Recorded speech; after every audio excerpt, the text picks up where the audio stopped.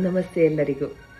ಒಂದಷ್ಟು ಹಿಂದೂ ಧರ್ಮದ ಬಗ್ಗೆ, ಆಚಾರ ವಿಚಾರಗಳ ಬಗ್ಗೆ ಒಂದಷ್ಟು ಮಾಹಿತಿಗಳನ್ನು ತಿಳಿಸುವಂತಹ ಒಂದಷ್ಟು ಪುರಾಣದ ಕಥೆಗಳು, ಇವುಗಳ ಬಗ್ಗೆ ನಾವು ಒಂದಷ್ಟು ತಿಳಿಯುವಂತಹ ಒಂದೊಳ್ಳೆಯ ಸಂಕಲ್ಪವನ್ನು ಇಟ್ಕೊಂಡು ಅಷ್ಟು ದಿನದಿಂದ ಆಸೆ ಪಡ್ತಾ ಒಂದಷ್ಟು ಕಥೆಗಳನ್ನು ಸಂಗ್ರಹಿಸಿಟ್ಕೊಂಡು ಇವತ್ತು ನಾನು ನಿಮ್ಮ ಮುಂದೆ ಹೇಳಲಿಕ್ಕೆ ಇಷ್ಟಪಡ್ತಾ ಇದ್ದೇನೆ. ಮೊದಲನೆಯ ಕಥೆಯನ್ನು ನಾನಿವತ್ತು ನಿಮ್ಮೆಲ್ಲರ ಮುಂದೆ ಹೇಳ್ತಾ ಇದ್ದೇನೆ. ಈ ಒಂದು ಕಥೆಯ ಮೂಲಕ ನಮ್ಮ ಹಿಂದೂ ಆರಾಧನೆಯಲ್ಲಿ ಬರುವಂತಹ ವ್ರತನಿಷ್ಠೆಗಳು, ಭಕ್ತಿ, ಇವುಗಳ ಬಗ್ಗೆ ಇರುವಂತಹ ಒಂದಷ್ಟು ನಂಬಿಕೆಗಳ ಬಗ್ಗೆ ಅಥವಾ ಒಂದಷ್ಟು ನಮ್ಮ ಧರ್ಮದ ನಂಬಿಕೆಗಳ ಬಗ್ಗೆ ಇರುವಂತಹ ಕಥೆಯಲ್ಲಿ ಇವತ್ತು ನಾನು ಒಂದು ಕಥೆಯನ್ನು ಮೊದಲನೇದಾಗಿ ಶುರು ಮಾಡಲಿಕ್ಕೆ ಇಷ್ಟಪಡ್ತಾ ಇದ್ದೇನೆ. ನಿಮ್ಮೆಲ್ಲರ ಆಸಕ್ತಿ, ನಿಮ್ಮೆಲ್ಲರ ಅಪೇಕ್ಷೆಯಂತೆ ನಾವು ನಮ್ಮ ಧರ್ಮದ ಉಳಿವಿಗಾಗಿ, ನಮ್ಮ ಧರ್ಮದ ಆಚರಣೆಗಳಿಗಾಗಿ, ಅವುಗಳಲ್ಲಿ ಬರುವಂತಹ ಎಲ್ಲ ನಂಬಿಕೆಗಳನ್ನು ನಾವು ಮತ್ತಷ್ಟು ಬಿಗಿಯಾಗಿ ಮಾಡುವ ಒಂದು ನಿಟ್ಟಿನಿಂದ ನಾವು ಮಾಡ್ತಾ ಇರುವಂತಹ ಕೆಲಸಗಳು, ಯಾವ ಕೆಲಸಗಳೇ ಇರ್ಬೋದು, ಅವು ಉನ್ನತ ಮಟ್ಟಕ್ಕೆ ಇಳಿಬೇಕು, ಒಂದಷ್ಟು ಕೆಲಸಗಳಾಗಬೇಕು. ಒಂದಷ್ಟು ಹಿಂದೂ ಧರ್ಮವನ್ನು ಉಳಿಸಲಿಕ್ಕಾಗಿ ನಮ್ಮಲ್ಲಿರುವಂತಹ ಎಲ್ಲ ಭಕ್ತಾಭಿಮಾನಿಗಳಿರ್ಬೋದು, ಎಲ್ಲ ಒಂದು ಕಾರ್ಯಕರ್ತರಿರ್ಬೋದು, ನಾವೆಲ್ಲರೂ ಕೂಡ ಕೈ ಜೋಡಿಸೋಣ. ನಾವೆಲ್ಲರೂ ಒಳ್ಳೆಯ ಕಥೆಯನ್ನು ಇಟ್ಕೊಂಡು ಇನ್ನಷ್ಟು ಭಕ್ತಿಯನ್ನು ಹೆಚ್ಚಿಸಿಕೊಳ್ಳೋಣ, ನಮ್ಮ ಧರ್ಮದ ಭಕ್ತಿಯನ್ನು ಹೆಚ್ಚಿಸಿಕೊಳ್ಳೋಣ ಅಂತ ಹೇಳ್ತಾ ನಾನು ಇವತ್ತೊಂದು ಉತ್ತಮವಾದಂತಹ ಕಥೆಯನ್ನು ನಿಮ್ಮ ಮುಂದೆ ಹೇಳಲಿಕ್ಕೆ ಇಷ್ಟಪಡ್ತಾ ಇದ್ದೇನೆ. ನಮಗೆಲ್ಲರಿಗೂ ಗೊತ್ತಿದೆ ರಾಘವೇಂದ್ರ ಸ್ವಾಮಿಗಳ ಮಹಿಮೆ ಎಂಥದ್ದು, ಅವರ ಭಕ್ತಿ ಎಂಥದ್ದು, ಆ ಭಕ್ತಿಯಲ್ಲಿ ಇರುವಂತಹ ಸಾರ ಆ ಜನರ ಮನಸ್ಸನ್ನು ಯಾವ ರೀತಿಯಲ್ಲಿ ಮುಟ್ಟಿದೆ. ನಾವೆಲ್ಲರ ಆ ಒಂದು ಆರಾಧ್ಯ ಮೂರ್ತಿಯಾಗಿರುವಂತಹ ರಾಘವೇಂದ್ರ ಸ್ವಾಮಿಗಳ ಆ ಶಕ್ತಿಯನ್ನು ನಾವು ಎಷ್ಟು ನಂಬ್ತೇವೆ ಅನ್ನುವ ಒಂದು ಕಥೆಯನ್ನು ಇವತ್ತು ನಾನು ನಿಮ್ಮ ಮುಂದೆ ಹೇಳಲಿಕ್ಕೆ ಇಷ್ಟಪಡ್ತಾ ಇದ್ದೇನೆ. ನಮಗೆ ಗೊತ್ತಿರುವಂತೆಯೇ ಸತ್ಯವಾದಂತಹ ನಡೆದ ಪೌರಾಣಿಕ ಕಥೆಯಲ್ಲಿ ಒಬ್ಬರು ರಾಮಚಂದ್ರ ಆಚಾರ್ಯರು ಅಂತ ಹೇಳುವಂತಹವರು ಒಂದು ಒಳ್ಳೆಯ ಕನಸನ್ನು ಕಾಣಲಿಕ್ಕೆ ಶುರು ಮಾಡಿದ್ರು. ಆ ಕನಸು ಅವರ ಒಂದು ಇಷ್ಟಾರ್ಥವಾಗಿತ್ತು.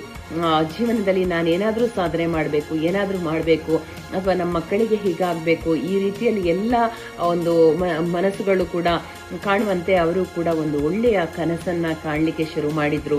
ಆ ಕನಸು ಈಡೇರಬೇಕು ಅನ್ನುವ ಒಂದು ಇಚ್ಛೆಯಿಂದಾಗಿ ಅವರು ಮಂತ್ರಾಲಯಕ್ಕೆ ಹೋಗ್ತಾರೆ, ರಾಘವೇಂದ್ರ ಸ್ವಾಮಿಗಳ ವ್ರತವನ್ನು ಕೈಗೊಳ್ತಾರೆ, ಸಾಕಷ್ಟು ಭಕ್ತಿಯಲ್ಲಿ ಅವರು ತಮ್ಮನ್ನು ತೊಡಗಿಸಿಕೊಳ್ತಾರೆ. ಎಲ್ಲ ರೀತಿಯ ಪೂಜೆಗಳು, ವ್ರತಗಳು ಎಲ್ಲವನ್ನ ಮಾಡ್ತಾ ಅವರ ಇಷ್ಟಾರ್ಥವನ್ನ ಬೇಡಿಕೊಳ್ತಾರೆ, ಪರಿಪರಿಯಾಗಿ ಬೇಡಿಕೊಳ್ತಾರೆ. ಎಲ್ಲರ ಭಕ್ತಿ ಸಾಗರದಲ್ಲಿ ಅವರು ತಮ್ಮ ಆ ಒಂದು ಭಕ್ತಿಯನ್ನ ಬೇಡಿಕೊಳ್ತಾ ತಿಂಗಳುಗಳು, ವರ್ಷಗಳು ಉರುಳ್ತಾ ಇರ್ತದೆ. ಆ ಸಂದರ್ಭದಲ್ಲಿ ಅವರಿಗೆ ಬರುವಂತಹ ಭಕ್ತರು ನಂಬಿಕೆಯಾಗೆ ಅವರು ಯಾವ ರೀತಿಯಲ್ಲಿ ಮಾಡ್ತಾ ಇರ್ತಾರೋ, ಯಾವ ರೀತಿಯಲ್ಲಿ ಕನಸುಗಳನ್ನು ಕಾಣ್ತಾರೋ, ಮಕ್ಕಳದಿರ್ಬೋದು, ಅವರ ಕನಸುಗಳನ್ನು ಯಾವ ರೀತಿಯಲ್ಲಿ ಕಾಣ್ತಾ ಇರ್ತಾರೋ ಅವುಗಳನ್ನೆಲ್ಲವನ್ನ ದೇವರು ರಾಘವೇಂದ್ರ ಸ್ವಾಮಿಗಳು ಈಡೇರಿಸ್ತಾರೆ. ಅದೇ ರೀತಿಯಲ್ಲಿ ಆ ಹರಕೆಗಳನ್ನು ಪೂರೈಸಲಿಕ್ಕಾಗಿ ಬರುವಂತಹ ಭಕ್ತಾಭಿಮಾನಿಗಳು ಎಲ್ಲರನ್ನ ನೋಡ್ತಾ ಇವರ ಭಕ್ತಿಯ ದಿನಗಳನ್ನು ಕಳೀತಾ ಇರ್ತಾರೆ. ಆದರೆ ವರ್ಷಗಳು ಕಳೆದ್ರೂ ಕೂಡ ಇವರಿಗೆ ಇವರ ಭಕ್ತಿ ಇಷ್ಟಾರ್ಥ ಸಿದ್ಧಿ ಆಗ್ಲಿಲ್ವಲ್ಲ ಅನ್ನುವ ಒಂದು ಕೊರಗು ಅವರಲ್ಲಿ ಮೂಡಲಿಕ್ಕೆ ಶುರುವಾಗ್ತದೆ. ಇಷ್ಟು ನಾನು ಪರಿಪರಿಯಾಗಿ ದೇವರಲ್ಲಿ ಬೇಡಿಕೊಳ್ತಾ ಇದ್ದೇನೆ, ನನಗೆ ಯಾಕೆ ದೇವರು ಕರುಣಿಸಲಿಲ್ಲ, ಎಲ್ಲರಿಗೂ ಕೂಡ ಈ ಒಳ್ಳೆಯ ಕನಸುಗಳನ್ನು ಈಡೇರಿಸ್ತಾ ಇದ್ದಾರೆ, ನನಸು ಮಾಡ್ತಾ ಇದ್ದಾರೆ ಅನ್ನುವ ದೃಷ್ಟಿಯಿಂದ ಅವರು ಪರಿಪರಿಯಾಗಿ ಬೇಡಿಕೊಳ್ತಾರೆ. ಆದರೆ ಅವರ ಇಷ್ಟಾರ್ಥಗಳು ಅವರಿಗೆ ಸಾಧ್ಯವೇ ಆಗಿರುವುದಿಲ್ಲ, ಸಿಕ್ಕಿರುವುದೇ ಇಲ್ಲ.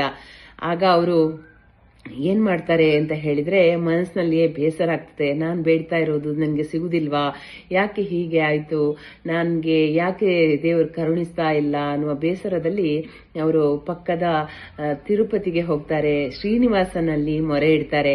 ನಾನು ಇಷ್ಟು ವರ್ಷಗಳಿಂದ ಪರಿಪರಿಯಾಗಿ ದೇವರಲ್ಲಿ, ರಾಘವೇಂದ್ರ ಸ್ವಾಮಿಗಳಲ್ಲಿ ಬೇಡ್ತಾ ಬಂದೆ, ಆದರೆ ಯಾಕೆ ನನಗೆ ದೇವರು ಆ ಒಂದು ಇಷ್ಟವನ್ನ ಈಡೇರಿಸಲಿಲ್ಲ, ಯಾಕೆ ಬೇಕಾಗಿ ನನಗೆ ಕರುಣಿಸಲಿಲ್ಲ ಅಂತ ಅವರು ಪರಿಪರಿಯಾಗಿ ಬೇಡ್ತಾರೆ. ಆದರೆ ಅವರಿಗೆ ಮನಸ್ಸಿನಲ್ಲಿ ತುಂಬಾ ನೋವಾಗಿ ಇದ್ದನ್ನು ಶ್ರೀನಿವಾಸನಲ್ಲಿ ಹೇಳಿಕೊಳ್ತಾರೆ. ಅದೇ ದಿನ ರಾತ್ರಿ ಅವರು ನಿದ್ರೆಯಲ್ಲಿ ಮಲಗಿರುವಾಗ ಅವರಿಗೆ ಒಂದು ನ್ಯಾಯಾಧೀಶನಾಗಿ ಶ್ರೀನಿವಾಸರು ಕನಸಲ್ಲಿ ಬರ್ತಾರೆ. ಆಗ ಬಂದಾಗುವಾಗ ಒಂದು ಕಡೆಯಿಂದ ಯಾವ ತಪ್ಪು ಬೇಡಿಕೊಂಡವರ ಒಂದು ಸಾಲಾಗಿದ್ರೆ, ಇಷ್ಟಾರ್ಥಗಳು ಬೇಡಿಕೊಂಡು ಸಿಗದಿದ್ದವರ ಸಾಲು ಒಂದು ಕಡೆ ಆಗಿದ್ರೆ, ಒಂದು ಕಡೆ ರಾಘವೇಂದ್ರ ಸ್ವಾಮಿಗಳು ಇರ್ತಾರೆ. ಮಧ್ಯದಲ್ಲಿ ನ್ಯಾಯಾಧೀಶರಾಗಿ ತಿರುಪತಿಯ ಶ್ರೀನಿವಾಸ ದೇವರು ಇರ್ತಾರೆ. ಆ ಸರದಿಯ ಸಾಲಿನಲ್ಲಿ ಈ ರಾಮಚಂದ್ರಾಚಾರ್ಯರದ್ದು ಕೂಡ ಸರದಿ ಬರುವಾಗ ಇವ್ರು ಹೇಳ್ತಾರೆ, ನಾನು ಇಷ್ಟೆಲ್ಲ ಪರಿಪರಿಯಾಗಿ ದೇವರನ್ನ ಬೇಡಿಕೊಳ್ತೇನೆ, ಇಷ್ಟು ವ್ರತಾಚರಣೆಗಳನ್ನ ಮಾಡಿದ್ದೇನೆ, ಯಾಕೆ ನನಗೆ ದೇವರು ಹೀಗೆ ಮಾಡಿದ್ರು ಅಂತ ಕೇಳುವಾಗ ನ್ಯಾಯಾಧೀಶರು ನ್ಯಾಯವನ್ನ ಪರಿಪರಿಯಾಗಿ ಎಲ್ಲ ವಿವರಣೆಗಳನ್ನ ಆಲೋಚನೆ ಮಾಡ್ತಾರೆ, ಎಲ್ಲ ವಿವರಣೆಗಳನ್ನ ಕೊಡ್ತಾರೆ.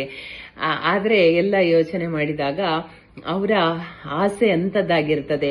ಯಾವ ರೀತಿಯ ಆಸೆ ಅಂತ ಹೇಳಿದ್ರೆ, ಅವರು ಇಡೀ ಊರಿಗೆ ರಾಜನಾಗಬೇಕು ಅನ್ನುವ ಒಂದು ಆಸೆಯನ್ನ ಅವರು ದೇವರ ಹತ್ರ ಕೇಳಿರ್ತಾರೆ. ನಾನು ಇಡೀ ಊರಿಗೆ ರಾಜ ಆಗ್ಬೇಕು, ನನಗೆ ಆಶೀರ್ವಾದ ಮಾಡುವಂತ ಅಂತ ಆಸೆಯನ್ನ ಈಡೇರಿಸಲಿಕ್ಕೆ ಅವರು ಮಾಡ್ತಾ ಇರುವಂತಹ ಪರಿಪರಿಯಾದಂತಹ ವ್ರತಗಳು ಇನ್ನೇನು ಒಂದು 2-3 ದಿನಗಳಲ್ಲಿ ಅದು ಪೂರೈಸಲಿಕ್ಕೆ ಇತ್ತು. ಆದ್ರೆ ಇವರ ತಾಳ್ಮೆ ತಪ್ಪಿತ್ತು ಅನ್ನೋದು ಅವರಿಗೆ ನ್ಯಾಯಾಧೀಶರಾಗಿ ಕೂತಿದ್ದಾಗ ಕಾಣ್ತದೆ. ಆಗ ಅವರಿಗೆ ಯಾವ ರೀತಿಯಲ್ಲಿ ಅಂದ್ರೆ ಹೇಳ್ತಾರೆ ನ್ಯಾಯಾಧೀಶರಾಗಿ, ನೀವು ಮಾಡಿದ್ದು ತಪ್ಪು, 2-3 ದಿವಸದಲ್ಲೇ ನಿಮಗೆ ನ್ಯಾಯ ಸಿಕ್ತಿತ್ತು, ಅಂಥದ್ರಲ್ಲಿ ನೀವು ತಪ್ಪು ಮಾಡಿದಿರಿ. ನೀವು ಇಷ್ಟು ದೊಡ್ಡ ಒಂದು ಕನಸನ್ನ ಕಂಡವರಿಗೆ ತಾಳ್ಮೆಯಿಂದ ನೀವು ಇನ್ನೊಂದಷ್ಟು ದಿವಸ ಕಾಯಬೇಕಿತ್ತು, ಒಂದಷ್ಟು ನಿಮ್ಮ ಭಕ್ತಿ ಶ್ರದ್ಧೆಯಿಂದ ದೇವರನ್ನ ಬೇಡಬೇಕಿತ್ತು ಅಂತ ಹೇಳುವಾಗ ಅವರಿಗೆ ಪಶ್ಚಾತ್ತಾಪ ಕಾಣಲಿಕ್ಕೆ ಶುರುವಾಗ್ತದೆ.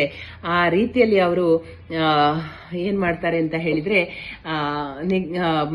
ಪಶ್ಚಾತ್ತಾಪದ ಜೊತೆಗೆ ಅವರಿಗೆ ನೆಕ್ಸ್ಟ್ ಬರುವಂತಹ ತಪ್ಪುಗಳು ಕಾಣಲಿಕ್ಕೆ ಶುರುವಾಗ್ತದೆ. ನಿಜವಾಗಿಯೂ ರಾಘವೇಂದ್ರ ಸ್ವಾಮಿಗಳ ಬಗ್ಗೆ ನಾನು ದೂರಿದ್ದೇನೆ, ಒಂದಷ್ಟು ಕೋಪಗೊಂಡಿದ್ದೇನೆ, ಅವರ ಬಗ್ಗೆ ಒಂದು ದೇವರ ಬಗ್ಗೆ ನಾನು ಮಾಡಿದ್ದೇನೆ ಅಂತ ಹೇಳುವಾಗ ಶ್ರೀನಿವಾಸ ದೇವರು ಕೂಡ ಹೇಳ್ತಾರೆ, ನೀವು ನಿಜವಾಗಿ ತಪ್ಪಾಗಿದೆ, ಆದ್ದರಿಂದ ದೇವರಲ್ಲಿ ರಾಘವೇಂದ್ರ ಸ್ವಾಮಿಗಳಲ್ಲಿ ಕ್ಷಮೆಯನ್ನ ಬೇಡಬೇಕು.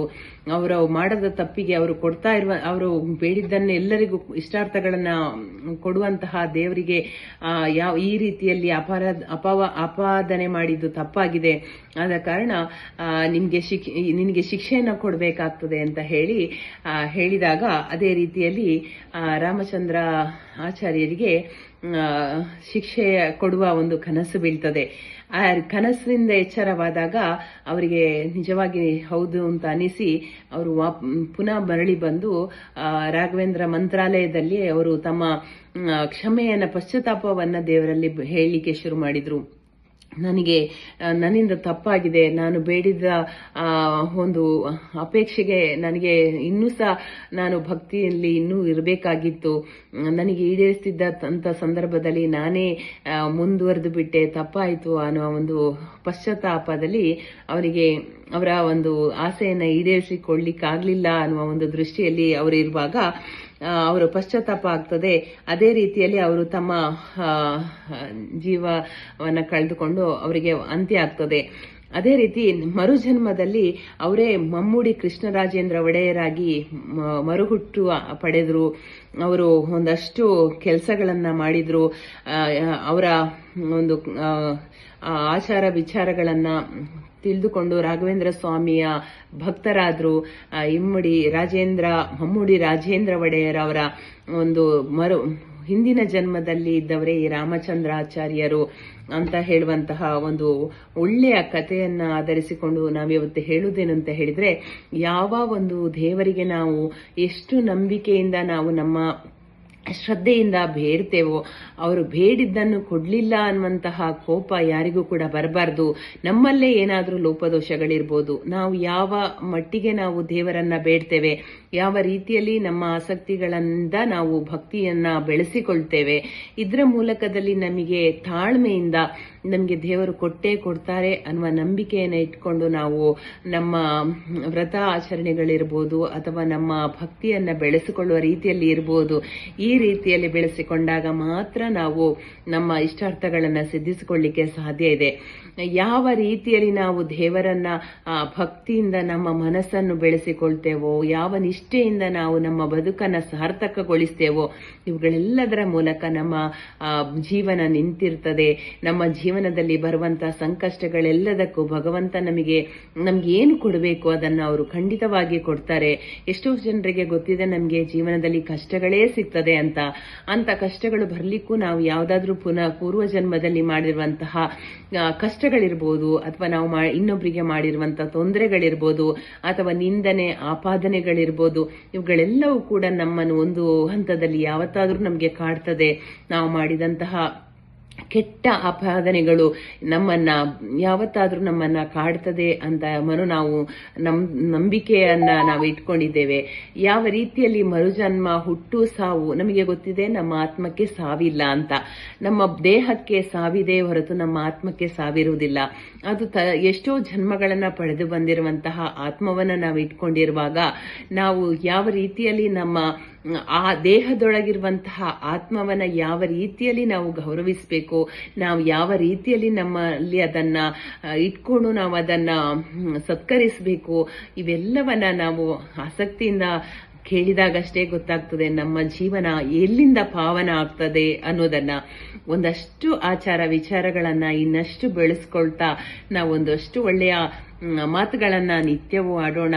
ನಮ್ಮ ಒಂದು ದೇಹ ಹಾಗೂ ಆತ್ಮದ ಬಗ್ಗೆ ಅಥವಾ ನಮ್ಮ ಭಕ್ತಿ ಮತ್ತು ಭಾವಗಳ ಬಗ್ಗೆ ಒಂದಷ್ಟು ವಿಚಾರಗಳನ್ನ ತಿಳಿಯೋಣ ಅಂತ ಹೇಳ್ತಾ ಇವತ್ತಿನ ಈ ಕಥೆಯನ್ನ ಮುಗಿಸ್ತಾ ಇದ್ದೇನೆ. ಆಲಿಸಿದ ಎಲ್ಲರಿಗೂ ಧನ್ಯವಾದಗಳು.